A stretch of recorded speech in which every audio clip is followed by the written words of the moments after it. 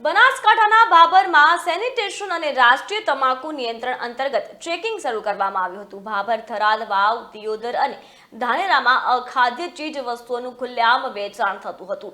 ગરમીની મોસમ હોવાથી અખાદ્ય વસ્તુઓ ખાવાથી અને ઠંડા પીણા પીવાથી આરોગ્ય પર વિપરીત અસર થાય છે। ભાભરની બજારમાં 4 ટીમો દ્વારા 218 યુનિટની તપાસ કરવામાં આવી હતી।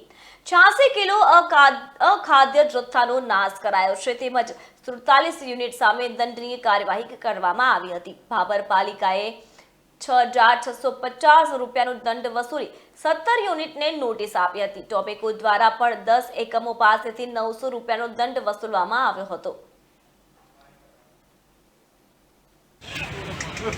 આજ રોજ ભાભર ખાતે મુખ્ય જિલ્લા આરોગ્ય અધિકારીના માર્ગદર્શન મુજબ તેમજ તાલુકા આરોગ્ય અધિકારીશ્રીના સૂચના મુજબ આરોગ્ય સ્ટાફ, ભાભર નગરપાલિકા સ્ટાફ તથા પોલીસ સ્ટાફના સહયોગથી એક સેનિટાઇઝર રાઉન્ડનું આયોજન કરવામાં આવ્યું છે।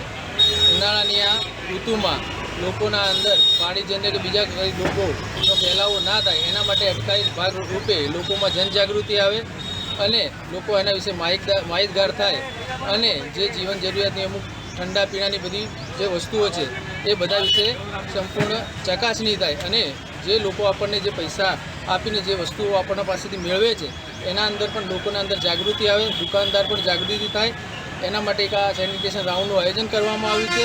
એના સાથે સાથે રાષ્ટ્રીય તમાકુ નિયંત્રણ કાર્યક્રમ અંતર્ગત ભાભર તાલુકાના શહેરી વિસ્તારમાં પાન મસાલા કરિયાણાની દુકાન પર જે જગ્યાએ તમાકુનું વિતરણ થતું હોય એવા વેપારી લોકો અને દુકાનદારોને તમાકુના વિશે માર્ગદર્શન આપવામાં આવ્યું હતી।